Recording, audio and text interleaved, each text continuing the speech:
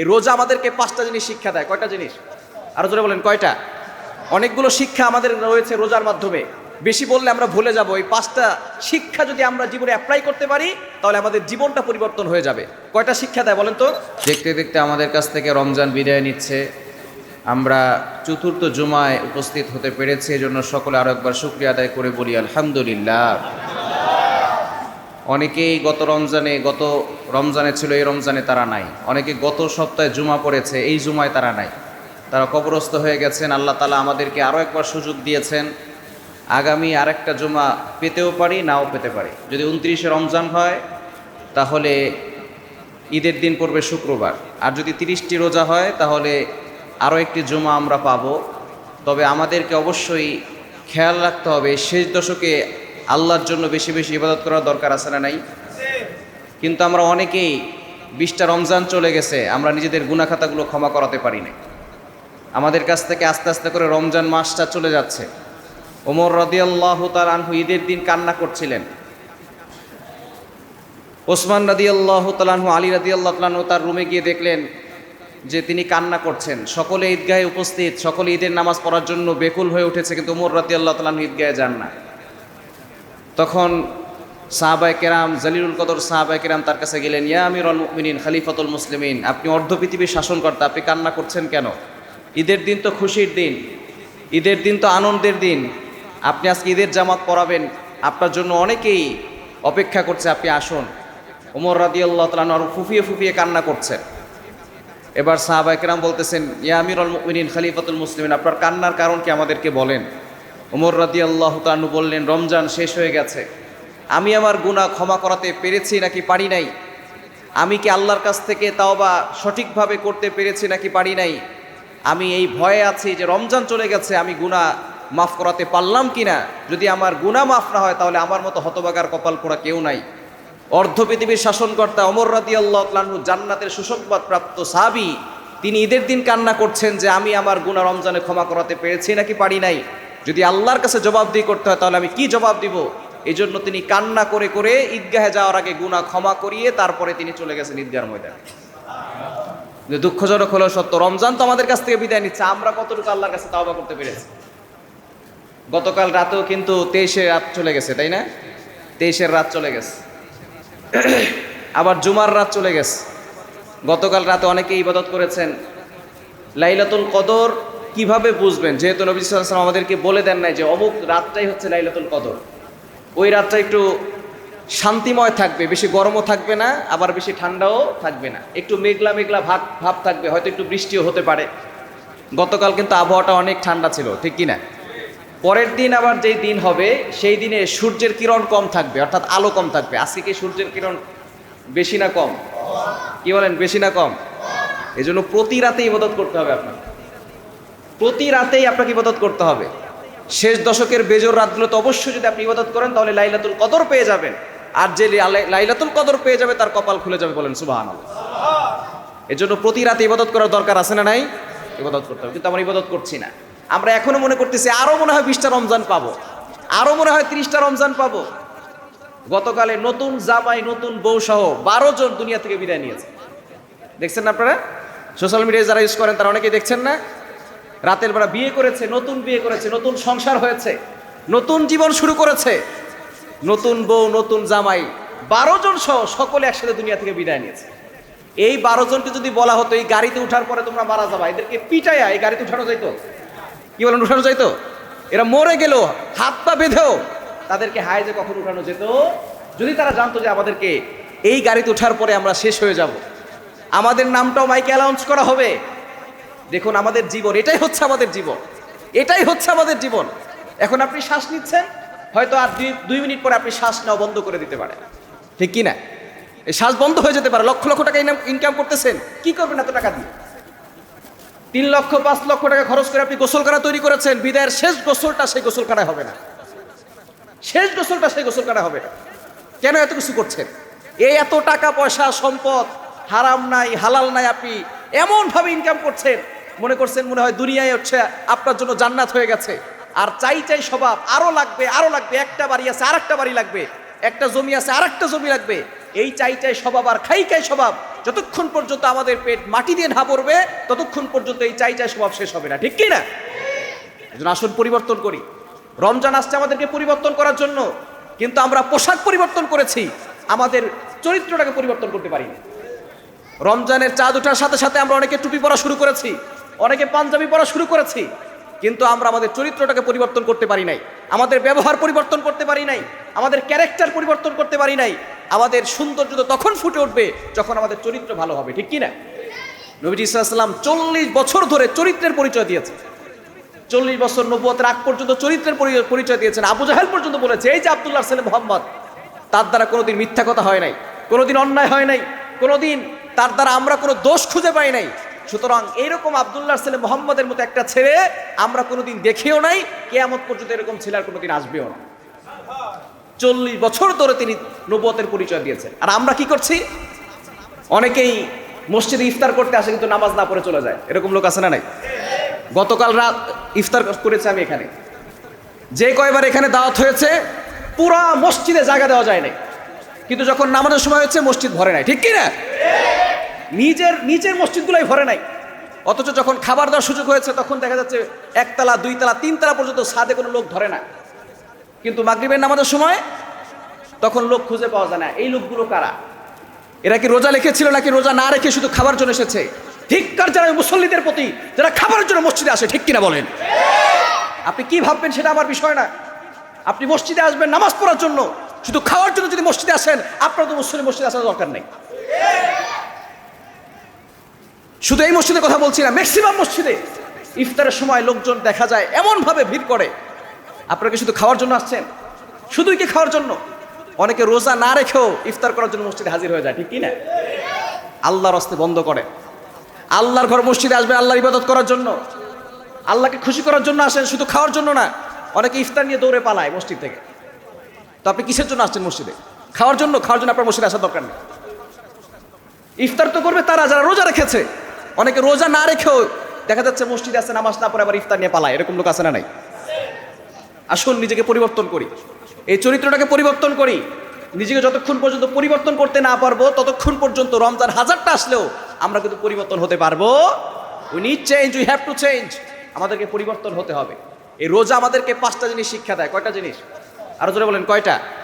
অনেকগুলো শিক্ষা আমাদের রয়েছে রোজার মাধ্যমে। বেশি বললে আমরা ভুলে যাব। এই 5টা শিক্ষা যদি আমরা জীবনে অ্যাপ্লাই করতে পারি তাহলে আমাদের জীবনটা পরিবর্তন হয়ে যাবে। কয়টা শিক্ষা দেয় বলেন তো? আরো জোরে বলেন, কয়টা? 5টা শিক্ষা এই রমজান থেকে আমরা নিব, রোজা থেকে আমরা নিব। এই শিক্ষা যদি আমরা আমাদের ভিতরে ফিট করতে পারি তাহলে আমাদের বাকি 11টা মাসও আমরা ভালো থাকতে পারবো, শয়তান আমাদেরকে ধোঁকা দিতে পারবে। রোজা আমাদেরকে 1 নাম্বার শিক্ষা দেয়, তাকওয়ার শিক্ষা। কিসের শিক্ষা? আরো বলেন, কিসের শিক্ষা?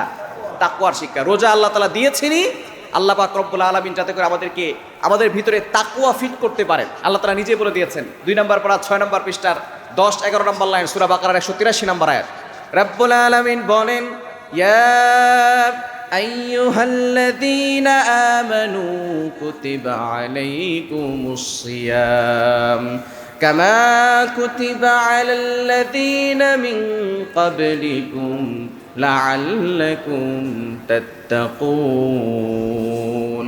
আল্লাহ পাক রব্বুল আলামিন জানিয়ে দিয়েছেন, ও ইউ হ্যাভ বিলিভার্স, হে বান্দারগণ, কুতিবা আলাইকুমুস সিয়াম, তোমাদের উপরে রোজা ফরজ করা হয়েছে। কামা কুতিবা আলাল্লাযীনা মিন ক্বাবলিকুম, এই রোজা তোমাদের আগেও ফরজ ছিল। লাআল্লাকুম তাত্তাকুন, এই রোজা যদি তোমরা রাখো তাহলে 1 নাম্বার পুরস্কার আল্লাহ তাআলা তোমাদেরকে মুত্তাকি বানাবে। বলেন সুবহানাল্লাহ। জোরে সোরে বলেন না সুবহানাল্লাহ। যদি তাকওয়া আমরা অর্জন করতে পারি তাহলে দুনিয়াতে আমরা সাকসেসফুল ম্যান হতে পারবো, আখিরাতে আল্লাহ তাআলা আমাদেরকে নাজাত দিয়ে দিবে। বলেন সুবহানাল্লাহ। তাকওয়া কি জিনিস? তাকওয়া মানে হচ্ছে হা হুনা। নবীজি সাল্লাল্লাহু আলাইহি ওয়াসাল্লাম যখন তাকওয়ার প্রসঙ্গে কথা বলেছে তখন বলেছেন আত-তাকওয়া হা হুনা, আত-তাকওয়া হা হুনা, আত-তাকওয়া হা হুনা। তাকওয়া হচ্ছে অন্তরের বিষয়। যখন আপনার অন্তর পরিবর্তন হবে তখন দেখবেন অটোমেটিক আল্লাহর ভয় আপনার অন্তরে ঢুকবে, তখন সকল গুনাহ থেকে আপনি বাঁচতে পারবেন, ঠিক কি না? সকল গুনাহ থেকে আপনি বাঁচতে পারবেন। এই জন্য তাকওয়া, আল্লাহর ভয় অন্তরে ফিট করার দরকার আছে না নাই?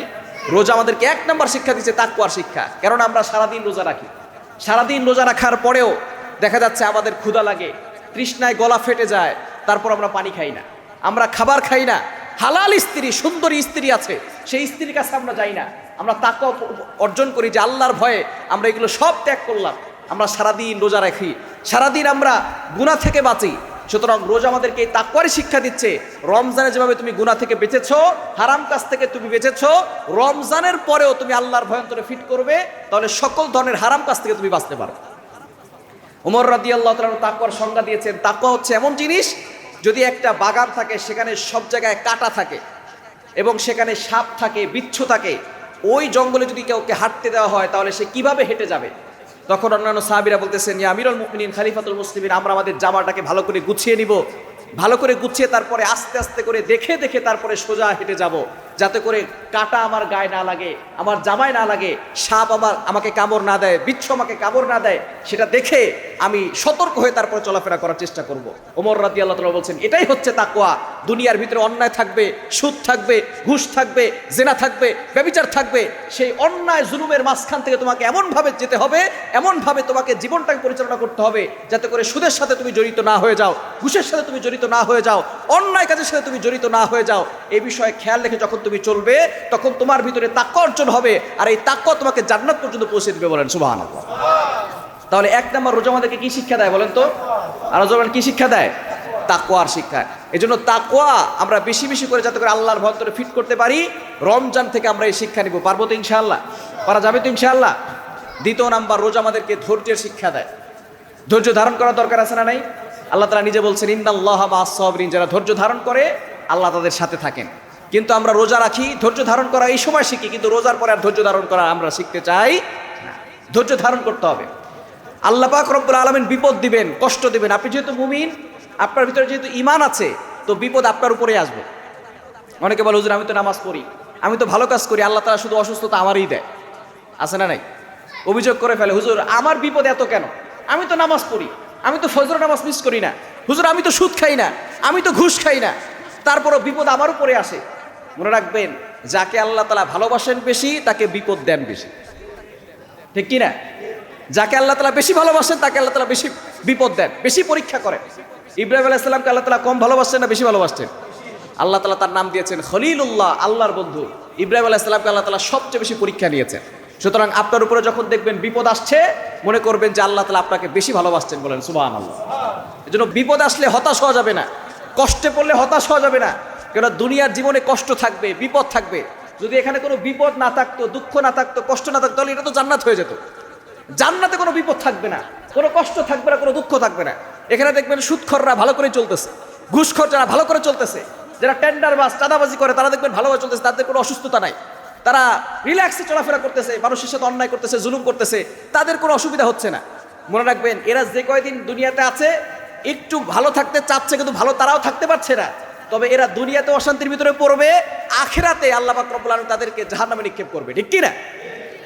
এজন্য আমরা যদি দেখি যে যতই ভালো কাজ করি আমাদের উপরে বিপদ আসছে, হতাশ হবেন না। কারণ আল্লাহ তাআলা নবীদেরকে ভালোবাসতেন বেশি, পরীক্ষাও নবীজি সাল্লাল্লাহু আলাইহি ওয়াসাল্লামের উপরে কি বিপদ আসেন নাই?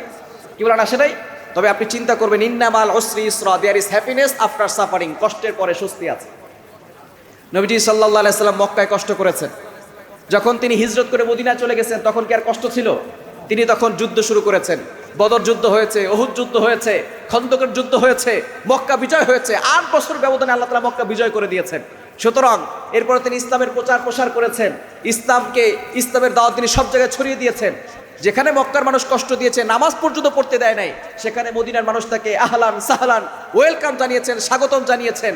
এবং তিনি মক্কা বিজয় করার পরেও যেহেতু মদিনাবাসীরা তাকে এমনভাবে ভালোবেসেছেন, মক্কা বিজয় করার পরে তিনি মাতৃভূমি মক্কায় থাকেন নাই, তিনি মদিনায় আবার সেখানে রয়ে গেছেন। এবং এখনও তার রওজা কোথায়? মক্কায় না মদিনায়? কি বলেন, মক্কায় না মদিনায়? এই জন্য নবীজি সাল্লাল্লাহু আলাইহি ওয়াসাল্লাম প্রথমে মক্কায় কষ্ট করেছেন, মদিনায় আল্লাহ তাআলা সুখ দিয়েছেন। আমাদের জীবনে কষ্ট আসবে, আকাশে মেঘ কিন্তু চিরস্থায়ীভাবে নয়। আমাদের কষ্ট থাকবে, আবার আল্লাহ তাআলা এই কষ্ট দূর করে আবার আল্লাহ পাক রব্বুল আলামিন আমাদের জন্য শান্তির ব্যবস্থা করে দিবেন। আমরা অনেক সময় অসুস্থ হয়ে পড়লে আল্লাহকে অভিযোগ করে বসে, আল্লাহ আমি তো বিপদে পড়লাম কেন? আল্লাহ আমি তো ভালো কাজ করি, আমাকে তুমি অসুস্থতা দাও কেন? আল্লাহ তাআলা অসুস্থতা দেন বান্দার গুনাহ মাফ করার জন্য।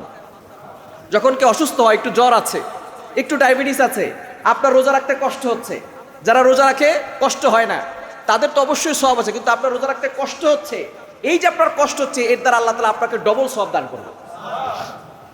তাহলে কি বুঝলেন? বিপদকে আল্লাহ তাআলা আল্লাহ রাগান্বিত হয়ে দেন নাকি বান্দাকে ভালোবেসে দেন? কিন্তু আমরা এটা সহ্য করতে পারি না। যখন দেখবেন আপনি অসুস্থ মনে করবেন আল্লাহ তাআলা আপনার উপর রহমত নাজিল করছেন। সাহাবায়ে কেরাম অসুস্থ হয়ে পড়লে সাথে সাথে 2 রাকাত নামাজ পড়তেন, যে আল্লাহ আমার দিকে তাকাইছেন, আল্লাহ আমার দিকে রহমতের দৃষ্টিতে তাকিয়েছেন, এজন্য আমি অসুস্থ হয়ে পড়েছি। তারা অসুস্থ হলে সাথে সাথে 2 রাকাত নফল নামাজ পড়ে আল্লাহর কাছে শুকরিয়া আদায় করতেন, আল্লাহ আমি তো অসুস্থ হয়ে পড়েছি, এই অসুস্থতার মাধ্যমে আমার গুনাহ খাতাগুলো ক্ষমা হয়ে যাচ্ছে, বলেন সুবহানাল্লাহ। এজন্য অসুস্থ হলে আপনি বিপদে পড়লে হতাশ হবেন না, ভরসা রাখবেন কার উপর? আর যে বলেন কার উপর? ধৈর্য ধারণ করবেন। আল্লাহ বলছেন ইন্নাল্লাহা মা'আস সাবিরিন, বান্দা তুমি যদি ধৈর্য ধারণ করতে পারো আমি আল্লাহ তোমাকে এমন কিছু দিব তুমি সন্তুষ্ট হয়ে যাবে, তুমি খুশি হয়ে যাবে। হযরত আইয়ুব আলাইহিস সালাম 18 বছর ধরে অসুস্থ ছিলেন। আইয়ুব আলাইহিস সালামকে আল্লাহ তাআলা সম্পদ দিয়েছিলেন, সন্তান দিয়েছিলেন, স্ত্রী ছিল, কোনো কিছুর কমতি ছিল না। যারা দেখবেন প্রথমে ধনী থাকে তারপরে গরিব হয়ে গেলে কষ্ট আরও বেশি হয়, ঠিক কি না? কিন্তু যারা প্রথমে গরিব থাকে এরপরে আরও দারিদ্রতার ভিতরে পড়ে গেছে তাদের অতটা কষ্ট হয় না। কিন্তু যারা প্রথমে ধনী থাকে এরপরে আবার দারিদ্রতার ভিতরে চলে যায় তাদের কষ্ট একটু বেশি হয়। আইয়ুব আলাইহিস সালামের সন্তান ছিল, বেশি বেশি সন্তান ছিল, আবার তার স্ত্রী ছিল, দাস দাসী ছিল, জমি ছিল, ফসল ছিল। তিনি এমনভাবে লাইফ লিড করতেন, সব জায়গায় সুখ ছিল। কিন্তু আল্লাহ পাক রব্বুল আলামিন হঠাৎ করে তার অসুস্থতা দিয়েছেন। তার শরীরে পোকা শুরু হয়ে গেছে, তার গোশতগুলো খসে খসে পড়ে যেত, তার শরীরে পোকা হয়ে গিয়েছিল, এই পোকাগুলো তার শরীরের গোশতগুলো খেত। দুর্গন্ধ এমনভাবে ছড়িয়ে পড়েছে তার সকল দাস দাসীরা চলে গেছে, স্ত্রীরা পর্যন্ত চলে গেছে। আর এলাকার লোকজন চিন্তা করছে আইয়ুবের প্রতি মনে হয় আল্লাহ তাআলা রাগান্বিত হয়ে গেছেন, আইয়ুব মনে এমন কোনো অন্যায় করেছে যার কারণে আল্লাহ তাআলা রাগান্বিত হয়ে গেছেন, বলেন নাউজুবিল্লাহ। আইয়ুব আলাইহিস সালামকে অনেকেই বলছেন আইয়ুব তোমার প্রতি মনে হয় আল্লাহ তাআলা রাগান্বিত, বলে যে না না, এতদিন ধরে আল্লাহ আমাকে সুস্থতার নিয়ামত দিয়েছেন, আল্লাহ আমাকে সম্পদ দিয়েছেন, আল্লাহ তাআলা বিপদ আপদ থেকে আমাকে হেফাজত রেখেছেন, এখন যেহেতু আল্লাহ তাআলা আমাকে অসুস্থতা দিয়েছেন এটাও আল্লাহর পক্ষ থেকে নিয়ামত, বলেন সুবহানাল্লাহ। শয়তান এসে আইয়ুব আলাইহিস সালামকে ধোঁকা দিতে চাচ্ছিলেন যে তোমার আল্লাহ তোমাকে ভালোবাসে না, তুমি তো অসুস্থ হয়ে পড়েছো, তোমার রোগও ভালো হয় না, এলাকার লোকজন তোমাকে তাড়িয়ে দিয়েছে, এলাকার লোকজন তাকে জঙ্গলে ফেলে দিয়ে আসছে, হতে পারে এই রোগের কারণে আমাদেরও এই ধরনের রোগ হতে পারে, জঙ্গলে ফেলে দিয়ে আসছে, তার সাথে কেউ নাই, শুধুমাত্র একজন স্ত্রী ছিল, তার নাম রহিমা। তার নাম কি? তার একজন স্ত্রী সেখানে ছিল। তখন সে বলতেছে আমাকে তো সবাই তাড়িয়ে দিয়েছে, তুমি কেন আমার কাছে আসো? বলে সে বলতেছে যে আপনি আমার স্বামী, আপনার যত বড় রোগ হোক না কেন আপনার পাশে আমি আছি, কারণ আপনি আল্লাহর পয়গম্বর, আপনার খেদমত করলে আমি আল্লাহ আমাকে জান্নাত দান করে, বলেন সুবহানাল্লাহ। আইয়ুব আলাইহিস সালাম অসুস্থ হয়ে পড়লেন, আরো বেশি অসুস্থ, প্রত্যেকটা জায়গায় জায়গায় পোকা। একদিন উরুর থেকে একটা পোকা নিচে পড়ে গেছে, আইয়ুব আলাইহিস সালাম পোকাটাকে উঠিয়ে আবার সেই রানের উপরে রেখে দিয়েছে, আর আল্লাহকে বলতেছে আল্লাহ এই পোকা তো তুমি সৃষ্টি করেছো, আর এই পোকার রিজিক তুমি আমার রানের ভিতরে দিয়েছো, সুতরাং সেই পোকাটাকে আবারও তিনি রানের উপরে রেখে দিলেন, পোকা আবারও সেই গোস্ত খাওয়া শুরু করে দিয়েছে। আল্লাহু আকবার। আইয়ুব আলাইহিস সালাম একদিন দেখলেন হঠাৎ করে তার জিহ্বার ভিতরে একটা পোকা, জিহ্বা যখন পোকা, এখন আর জিহ্বা নাড়াতে কষ্ট হচ্ছে, শরীরের প্রত্যেকটা জায়গায় জায়গায় পোকা হয়ে গেছে, শুধুমাত্র জিহ্বাটা বাকি ছিল। জিহ্বায় যখন পোকা শুরু হলো আইয়ুব আলাইহিস সালামের চোখে পানি। আল্লাহ পাক রব্বুল আলামিন ডাক দিয়ে বলেন ও আইয়ুব তোমাকে আমি ভালোবেসেছি, মহব্বত করেছি, অনেক সম্পদ দিয়েছিলাম, অনেক সন্তান দিয়েছিলাম, কিন্তু তোমাকে একটু অসুস্থতা দিয়েছি, আর তোমার চোখে কেন পানি? আইয়ুব আলাইহিস সালাম ডাক দিয়ে বলেন আয় আল্লাহ আমার চোখে পানি আমার অসুস্থতার কারণে নয়, আমার শরীরের প্রত্যেকটা জায়গায় পোকা ছিল, শুধুমাত্র জিহ্বাটা বাকি ছিল, এই জিহ্বা দিয়ে তুমি আল্লাহর জিকির করতাম, তুমি আল্লাহর শুকরিয়া আদায় করতাম, আল্লাহ আল্লাহ বলে জিকির করতাম, কিন্তু এখন আমার জিহ্বায়ও পোকা, এই জিহ্বা দিয়ে কিভাবে তুমি আল্লাহর জিকির করব? আইয়ুব আলাইহিস সালাম একটা দোয়া পড়লেন, সূরা আম্বিয়ার 83 নম্বর আয়াত, রব্বি আন্নী মাসসানিয়াদ দুররু ওয়া আনতা আরহামুর রাহিমিন। তিনি কোনো অভিযোগ করলেন না, আল্লাহ আমি অসুস্থ, কিছুই বললেন না, তিনি বললেন আল্লাহ তুমি তো রহমান, তুমি রহিম, তুমি চাইলে সবকিছু সম্ভব, আমার জিহ্বায় পোকা হয়ে গেছে, তুমি আল্লাহর জিকির করতে পারবো না, তুমি আল্লাহকে স্মরণ করতে পারবো না, আয় আল্লাহ জিহ্বার পোকা যেন না হয়, এই জন্য আমার চোখে পানি। আল্লাহ পাক রব্বুল আলামিন ডাক দিয়ে বলেন ও আইয়ুব তোমার প্রতি আমি সন্তুষ্ট হয়ে গেলাম, 18 বছর ধরে তুমি অসুস্থ, কোনোদিন অভিযোগ করো নাই, তোমার জিহ্বায় পোকা হওয়ার কারণে তুমি আল্লাহর জিকির করতে পারবে না, এজন্য তোমার মনে কষ্ট, তোমার চোখে পানি, আমি আল্লাহ পাক রব্বুল আলামিন তোমার সকল রোগ ভালো করে দিয়ে তোমাকে আগের থেকে বেশি সুস্থতার নিয়ামত দান করে দিলাম। আইয়ুব আলাইহিস সালাম সুস্থ হয়ে গেছে, আগের থেকে চেহারা সুন্দর হয়ে গেছে। এবার তার স্ত্রী অন্য জায়গায় কাজ করে তার স্বামীকে খাওয়া দাওয়া করতেন, খাবার ব্যবস্থা করতেন, তিনি এসে দেখেন আইয়ুব আলাইহিস সালামের যেই চেহারা ছিল সেই চেহারা পরিবর্তন হয়ে গেছে, আইয়ুব আলাইহিস সালাম আর নাই, এখন যিনি আছেন সে খুব স্মার্ট, চেহারা খুব সুদর্শন। এবার স্ত্রী পাগল পারা হয়ে গেছে, আপনি আবার কে, আমার স্বামী কোথায়? বলে আমি তোমার স্বামী, আল্লাহ তাআলা আমাকে সুস্থতার নিয়ামত দান করে দিয়েছেন, বলেন সুবহানাল্লাহ। আল্লাহ পাক রব্বুল আলামিন আবারও তাকে সম্পদ দিয়েছেন, আবারও তাকে সুস্থতার নিয়ামত দান করেছেন, আবারও স্ত্রী দিয়েছেন, আবারও সন্তান দিয়েছেন, আবারও ফসল দিয়েছেন। সুতরাং আল্লাহ পাক রব্বুল আলামিন বিপদ দিয়ে পরীক্ষা করেন, এই বিপদ চিরস্থায়ী নয়, এখন কষ্ট থাকলে একটু পরে আল্লাহ পাক রব্বুল আলামিন আবার সুখের ব্যবস্থা করবে, ঠিক কি না? এজন্য ধৈর্য ধারণ করা দরকার আছে না নাই? কি বলেন, আছে না নাই? ধৈর্য ধারণ করতে পারবো তো ইনশাআল্লাহ? তাহলে রমজান আমাদেরকে দ্বিতীয় নাম্বার শিক্ষা দেয়, ধৈর্য ধারণ করতে হবে। রোজা আমাদেরকে শিক্ষা দিচ্ছে ধৈর্য ধারণ করা। সারাদিন আমরা না খেয়ে আছি, ধৈর্য ধারণ করছি, ইফতারের সময় আসবে তখন আমরা ইফতারের সময় ইফতার করব, সময় হইলে ইফতার করব, তার আগে আমরা ইফতার করি না, আমরা পানি পর্যন্ত খাই না, খাবার পর্যন্ত খাই না। এই যে ধৈর্য ধারণ করছি, এটা আমাদেরকে বাকি 11টা মাসও রাখতে হবে। যদি 11 মাস রাখতে পারি তাহলে দেখবেন এই রোজা আমাদেরকে জান্নাত পর্যন্ত পৌঁছে দিবে, বলেন সুবহানাল্লাহ। তাহলে দ্বিতীয় নাম্বার কি শিক্ষা দেয় বলেন তো? ধৈর্য ধারণ করা শিক্ষা। তৃতীয় নাম্বার, রোজা আমাদেরকে শিক্ষা দিচ্ছে সহমর্মিতার শিক্ষা। অর্থাৎ আমাদের আত্মীয় স্বজন যারা আছে, গরিব যারা আছে, অসহায় যারা আছে, তাদের পাশে আমরা দাঁড়াবো। এই সহমর্মিতা, বন্ধুত্ব তার শিক্ষা দেয়। আমরা এখন ইফতারের সময় ভালো আয়োজন করি, অনেকে দেখা যাচ্ছে রমজানে বেশি বেশি করে দান করি। দান করার লোক আছে না নাই? কি বলেন, আছে না নাই? অনেকেই দান করে। গরিব যারা আছে তাদেরকে দেখা যাচ্ছে খেজুরের ব্যবস্থা করে দেয়। এরপরে আবার দেখা যাচ্ছে বিভিন্ন ধরনের আয়োজন করে দেয়, যাতে করে তারা সুন্দর করে ইফতার করতে পারে, সাহারি করতে পারে। কিন্তু দুঃখজনক হলো সত্য, অনেকে আবার এমন আছে যারা নিজেরা খুব ভালো ভালো খায়, কিন্তু পাশের প্রতিবেশী গরিব মানুষ, তার ঘরে সাহারি নাই, তার ঘরে ইফতার নাই, সেদিকে সে নজর দেয় না। আপনি ভালো খাচ্ছেন, আপনার প্রতিবেশী যদি খারাপ থাকে, আল্লাহর কাজ করে আপনাকে জবাবদিহি করতে হবে, ঠিক কি না? আমরা প্রতিবেশীর খোঁজ খবর নেই না, প্রতিবেশীর খোঁজ খবর অবশ্যই নিতে হবে। আপনি প্রতিবেশীর খোঁজ খবর নেবেন, তাকে ফলের দাম বেড়ে গেলে তাকে একটু ফল কিনে দিবেন, রমজান মাসে করে তারা ফল খেতে পারে। তার ছোট বাচ্চা আছে, তাকে মাঝে মধ্যে একটু ভালো খাবারের ব্যবস্থা করে দিবেন। সাহারির সময় তারা যাতে করে সুন্দর করে খেতে পারে, ইফতারের সময় যাতে করে তারাও সুন্দর আয়োজন করতে পারে। এজন্য যদি তাই আপনি ব্যবস্থা করে দেন, অন্যের মুখে যদি আপনি হাসি ফুটান, আল্লাহ তাআলা আপনার মুখেও হাসি ফুটিয়ে দিবেন, আপনার ঘরে আল্লাহ তাআলা শান্তির ব্যবস্থা করবেন। এজন্য অসহায় মানুষ যারা আছে তাদেরকে দান করার দরকার আছে না নাই? তাদেরকে অসহায় মানুষের পাশে দাঁড়ানোর দরকার আছে না নাই? নবীজি সাল্লাল্লাহু আলাইহি সাল্লাম রমজানে সবচেয়ে বেশি দান করতেন, সবচেয়ে বেশি মানুষের পিছনে খরচ করতেন। যত হাদিয়া আসতো নবীজির কাছে সবকিছু তিনি দান করে দিতেন, সবকিছু তিনি আল্লাহর জন্য খরচ করতেন, দান করে দিতেন। এর দ্বারা শিক্ষা হচ্ছে আমরাও যাতে করে রমজানেও দান করতে পারি, রমজানের পরেও দান করতে পারি। দান করতে পারবো তো ইনশাআল্লাহ? যত বেশি পারি আমরা অসহায় মানুষের পাশে দাঁড়াবো, গরিব যারা আছে, অসহায় যারা আছে তাদের পাশে দাঁড়াবো। এজন্য আমরা কিন্তু সদকাতুল ফিতর আদায় করি, ঠিক কিনা? সদকাতুল ফিতর কেন আদায় করি? আমরা এই যে রমজান রোজা রেখেছি, এই রোজা অনেক ভুল ত্রুটি আছে, আল্লাহ তাআলা যাতে করে এগুলো ক্ষমা করে দেন, এই জন্য আমরা সদকাতুল ফিতর আদায় করি। আরও একটি বিষয় হচ্ছে, যারা গরিব আছে, আপনি আপনার ঈদের আনন্দ করবেন, ঈদের দিন খুশি উদযাপন করবেন, সেমাই রান্না করবেন, পায়েস রান্না করবেন, কিন্তু যারা গরিব আছে তারা তো আর দেখা যাচ্ছে যে খুব সুন্দর আয়োজন করতে পারবে না। এজন্য ধনীদের উচিত তাদেরকে সদকাতুল ফিতর দিয়ে তাদের ঘরেও সেমাই, এরপরে পায়েস, এরপরে ভালো আয়োজন করার ব্যবস্থাপনা করা।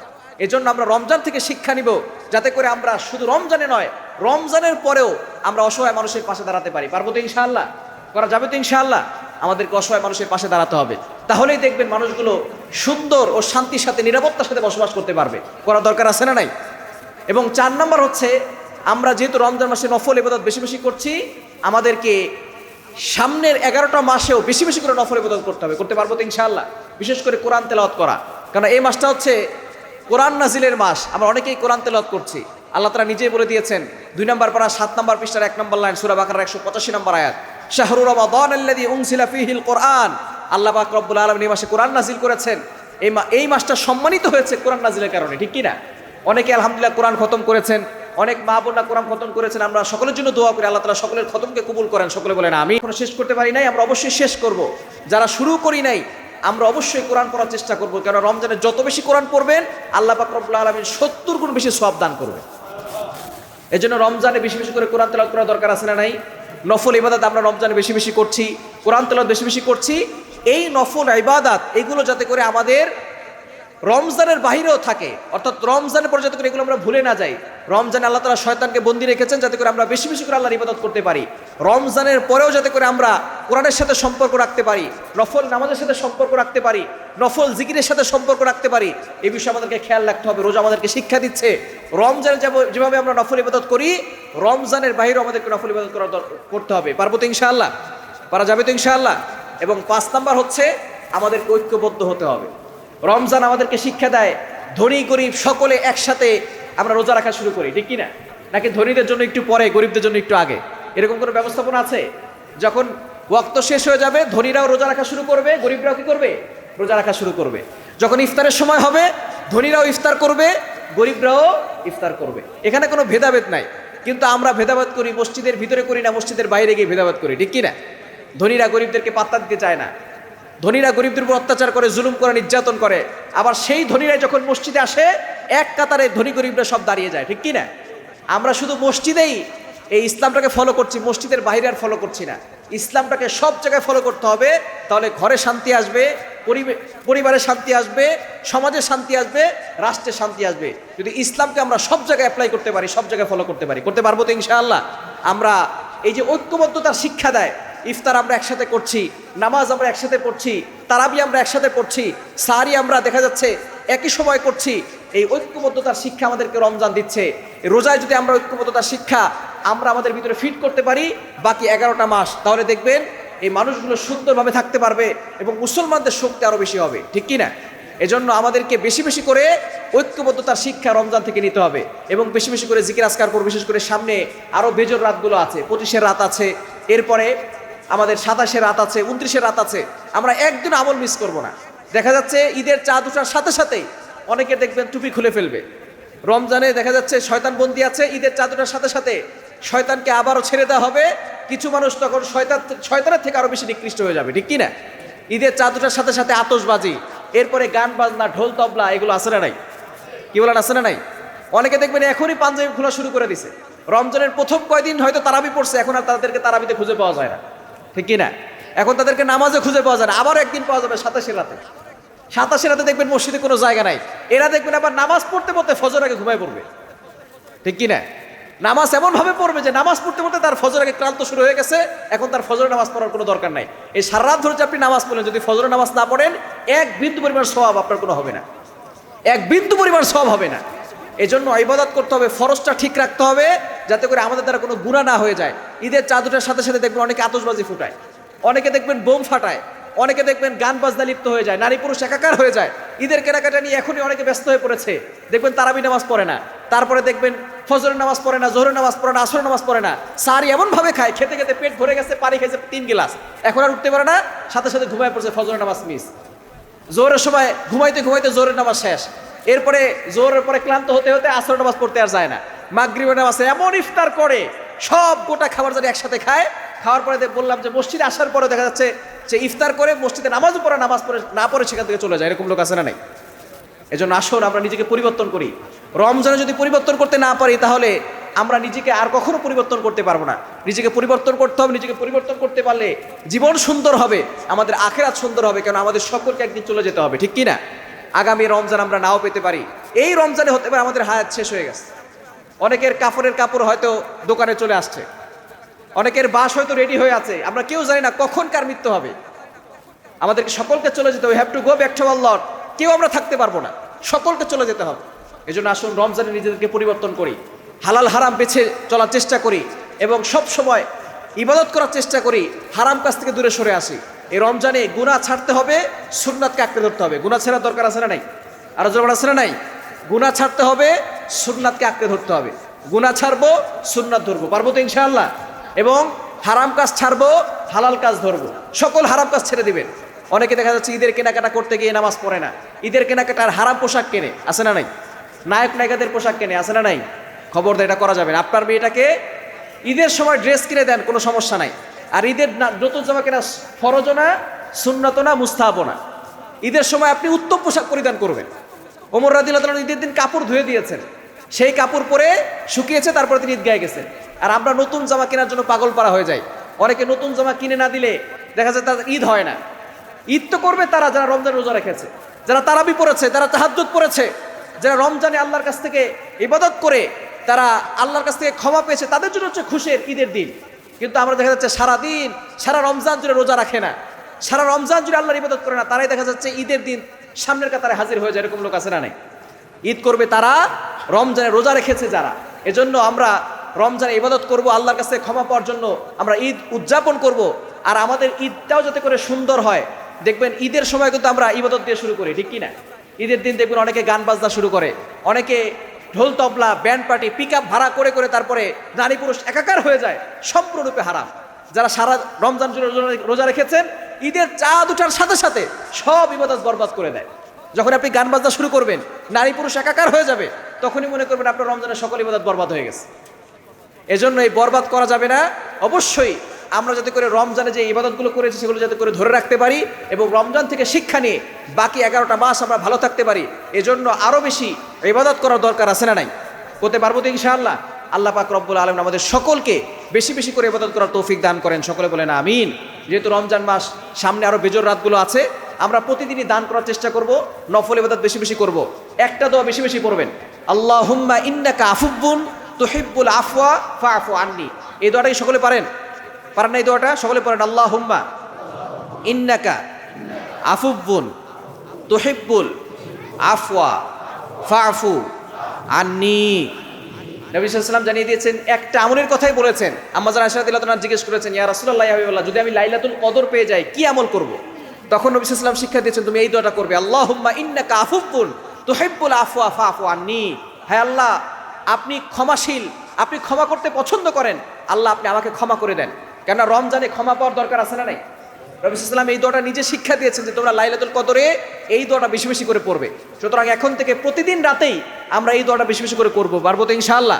আরও জিকির আজকার আছে, নফল নামাজ আছে, দান সদকা আছে, কোরআন তেলাওয়াত আছে, এগুলো আমরা বেশি বেশি করার চেষ্টা করবো। করা যাবে তো ইনশাআল্লাহ? আল্লাহ তাআলা সকলকে তৌফিক দান করেন, সকলে বলেন আমিন।